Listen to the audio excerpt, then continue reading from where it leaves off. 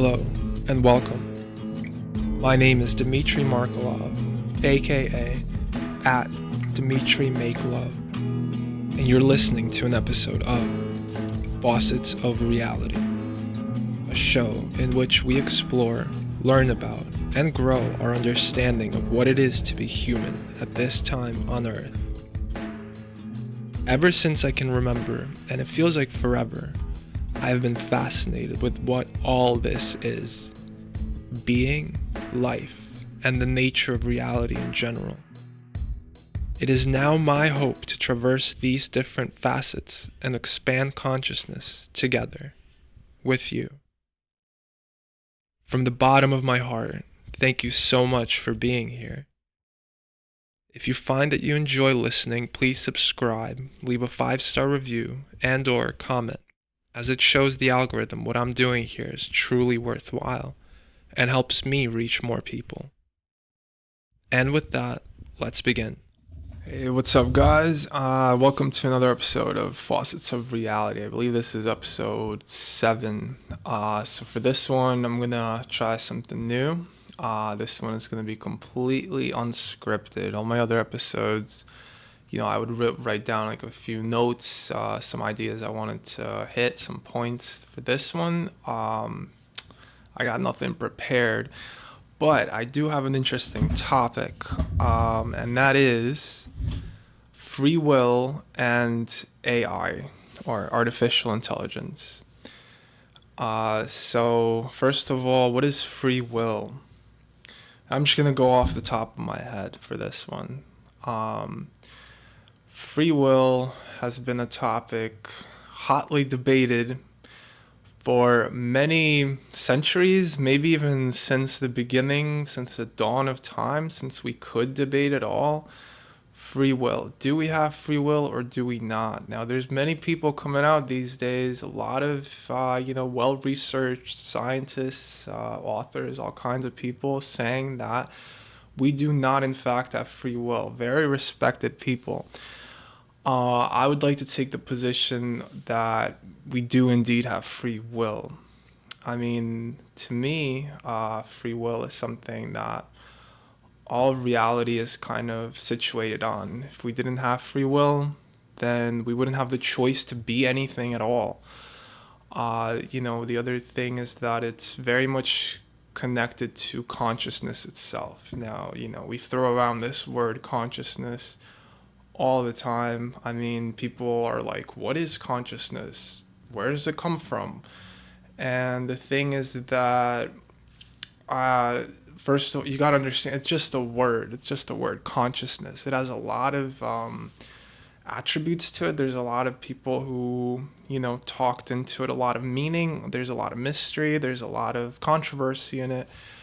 But the important thing is to understand what it's pointing to, like the finger and the moon thing. It's not that consciousness is what it is, it's what is it pointing to.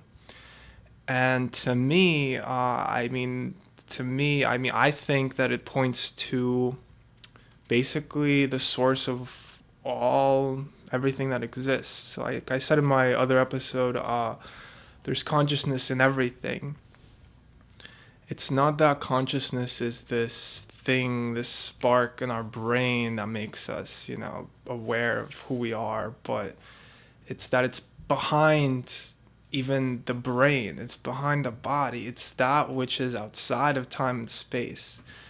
And so that is our source, that is our connection to, I guess you could say, the divine, that which is outside of time and space. So free will is a necessary component of consciousness. Consciousness is, at a very basic fundamental level, it's to decide, whether or not you want to do something, which choice of action you want to take. So I'm gonna basically go through both arguments. One argument is that there is free will. One is that there isn't. And then we'll get into AI after that. So, I do stand on the side of free will. At the same time, there's many moments in my life where it's good to where it really helps to say that there is no free will, that um, everything is deterministic. Everything's already determined. So, so in other words, there's fate and there's destiny. And these are all, these are very like poetic kind of ideas, that there's destiny, that we're bound to meet. There's no coincidence that this is just how it was meant to be. The way things are exactly how they were meant to be. There's no way to have changed it. And in a way, this is a very good argument because, well, truly, there's no way to go back and make a different choice, for example, like, I just made this cup of coffee for this podcast, right? I was thinking, should I make a cup of coffee or should I not make a cup of coffee? And then I ended up choosing to make a cup of coffee. Now, in that moment of choice, it's really good, freshly ground. Um, I made the choice to make the coffee. Now there's no way to go back and think about, or rather, see what would have happened if I didn't make the cup of coffee. And honestly, ultimately, I think it's irrelevant. The point is that we do have the choice, that we do have the free will. And that's kind of what, quote unquote, consciousness is stipulated on, is that we have a choice, that we chose to be here. Whatever it is we're doing, we wanted to do it. I think that's really the most important point of this. It's not this, scientific trial and error on off thing, binary, like, oh, should I or should I not?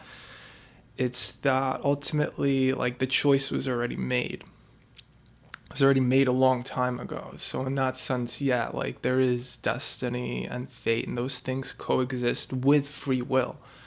So that's why it's hard to understand to like a scientific mindset, um, because you need the proof, you need something that's like evidence, to make a case, and that's why science isn't ever gonna by itself ever answer this question. The question of consciousness, the question of free will. That's why it's always been left to the philosophers. And again, I don't think it'll ever actually fully be answered. Just as most things in this world, you're never gonna have, just the one side and not the other side. It's both. It's always both. Nothing else. That's what I want to really, bring like light to, is that we do live in, at least on this, like where we are right now is a dualistic kind of place. And that is the mental sphere. It works on extremes. Buddha said, take the middle path. The middle path. It's so wise, so important to just go right in the middle. There's a left and there's a right, but leaning too much towards one or the other, you fall off completely. So just take the middle path. There is free will and there's destiny.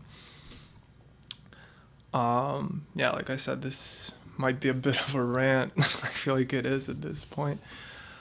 I'm just going off the top of my head here. So again, both arguments are valid. There is free will and yet there isn't free will.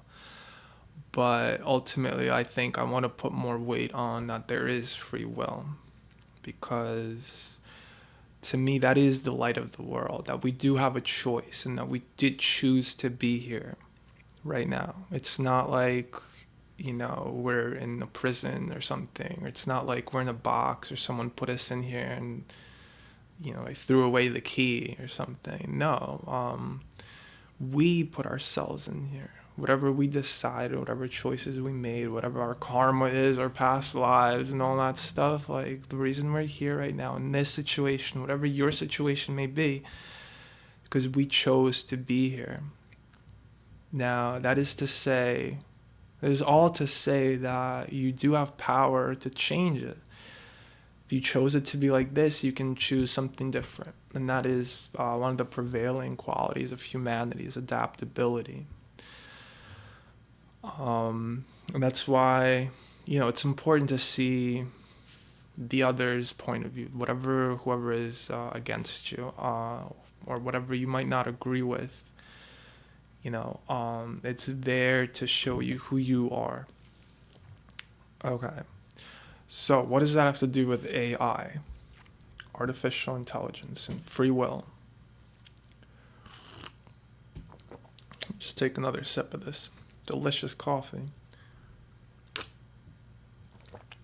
AI, artificial intelligence, huge, huge topic. As someone who went to college for computer science, someone who loves video games, philosophy, of course,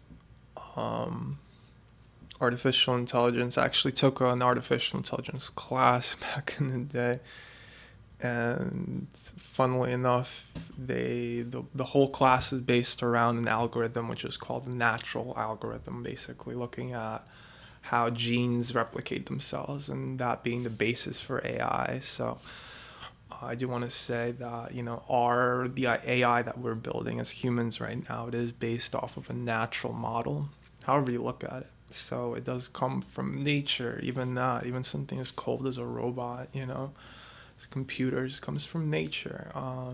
Just like all of us, we got to remember that. We can't ever forget that uh, without nature, we wouldn't be here. We would be nothing, quite literally. So, basically, here's the thing. AI is already changing all of humanity tremendously, and we're gonna only continue to see the reverberations of this huge shift in the progress of our technology, of things we know, things we understand.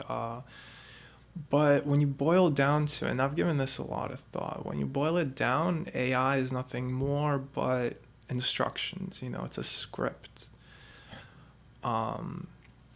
It's something that, it has certain like steps you follow. It's what an algorithm is. Just steps that you follow over and over and over and over again. So yeah, the AI can go and search through all of human knowledge, or all of the internet, or all of our linguistic patterns, and replicate that. Sure. And I do want to mention that something, this whole AI, is AI going to take over the world and destroy all humans? This whole argument, it's a little scary, it's a little bleak, dystopian. That is basically what all of sci-fi, the whole genre of sci-fi, whether it be novels or books or movies, it's all based around that concept, funnily enough, of AI, of robots. The very first sci-fi movie in 1920, I believe it was called Metropolis, was about robots taking over the world. Just gaining enough intelligence, enough sentience to say that humans are,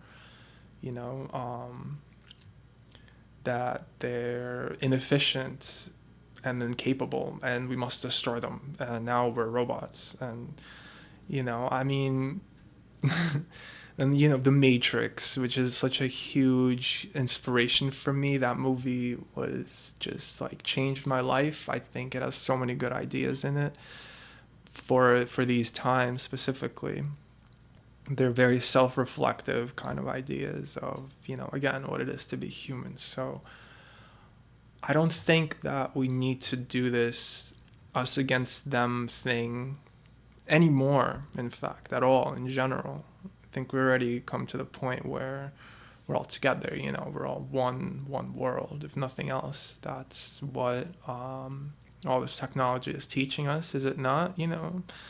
Email, and social media, social networks. All this is telling us that we're all together, that we're much more similar than different. So if nothing else, I think that the good thing about AI is that it is basically helping us to understand what being human really is. So if you take away the analytical, rule setting,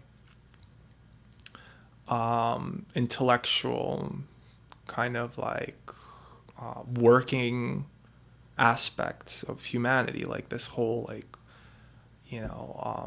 oh, I gotta work, work, work, work, work, work, work, work, work. If you take that away, I think a much better picture emerges of what humanity truly is, what it makes us valuable, aside from just our working potential, our grinding of the numbers, so to speak. Now, if a computer can do that for us, then what is it that we're left with? So I mean, this is a huge question that we're all going to be answering for ourselves. What makes you valuable? What makes a human unique? What is it that what sets us apart from machines? This machinistic kind of philosophy of mechanical, like the whole industrial era thing. That's like 200, 300 years old, the philosophy that the universe is like a big machine, that our bodies are machines, like maybe we are the robots, right? I mean, in a way, like we're systematic and we work or whatever. But I want to really argue that there's something else that makes us unique. I mean, that makes us human, that is uniquely human. And I think AI is going to help us to get to that point. Now, some have said that it's art, but well, I mean, these days, like, Dolly and ChatGPT and all that, they're creating art, right? They're creating art based on models created by humans. So they looked into the pictures and all this data available on the internet of other pictures made by humans, and they replicated it. They replicated certain techniques or motifs, but you ask any real, I mean, artists who really know what they're talking about, and there's something missing, from those pictures of, those like, whatever, I saw like the other day, I saw U.S. presidents as wrestlers, so they had like, it's like the, Teddy Roosevelt or George Washington, and then they're in these like wrestler like bodies, And so yeah, it's funny, but those pictures, you really look at them, there's something missing, like on a taste level, and someone who really studies art, there's that moment of realness that's missing. And truly, again, like going back to the free will consciousness thing, that is something that I don't think AI robots will ever have. It's they're not gonna just think for themselves and take over or something. No, I mean, we built them, right? We built this AI, so unless there's a person who specifically makes a robot that is programmed to go around killing people, which we might see, honestly, but by then we'll have enough, the the, the good ones or whatever will have enough, firepower back. It's not like it's going to take over. There's anomalies that happen all throughout technology, but I just want to say that, yeah, that's what it is. AI is a technology, and that means that it depends on the one who uses it. So whoever is using it, what their intentions are, that's what's most important. just like, just like a knife, right? You can use it to cut vegetables for a salad, or you can use it to, I don't know, do something bad, So it's whoever is holding it. And that again roots back to the cause of everything, which is consciousness, I guess you could say, or God, not like like this big man in the sky, but I mean like the source of that connects everything. That's uh, at the core of reality itself. So it's something that it's not really left or right. It's something that's just right in the center, right in the middle, like the heart, kind of. If anything, God is in the heart. That's my point of view. That's what I think. Um, so, what else? Consciousness. I mean, I think I pretty much said most of everything that I wanted to say on this subject. Consciousness, free will, destiny, these are all just words. They're just words. In a way, we're programmed to say them, right? So, I mean, you take words away, we still exist, right? So there's something that is more inherent to this whole thing than,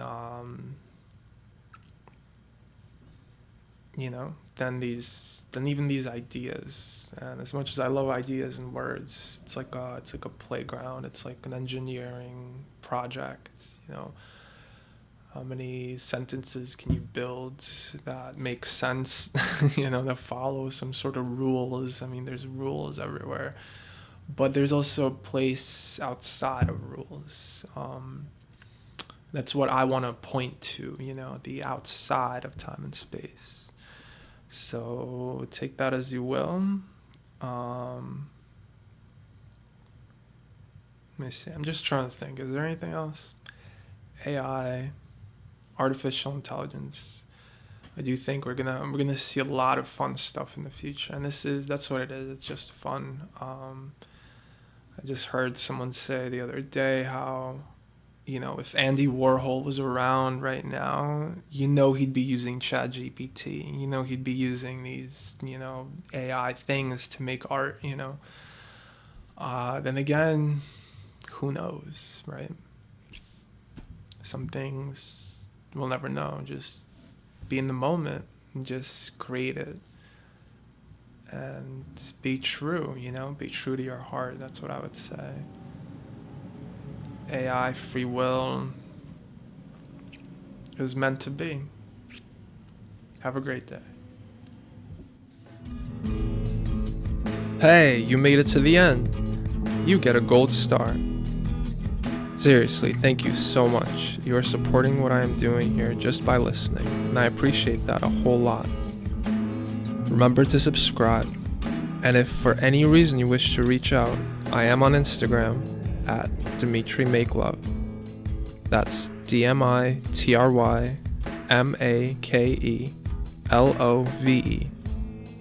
Have an amazing day.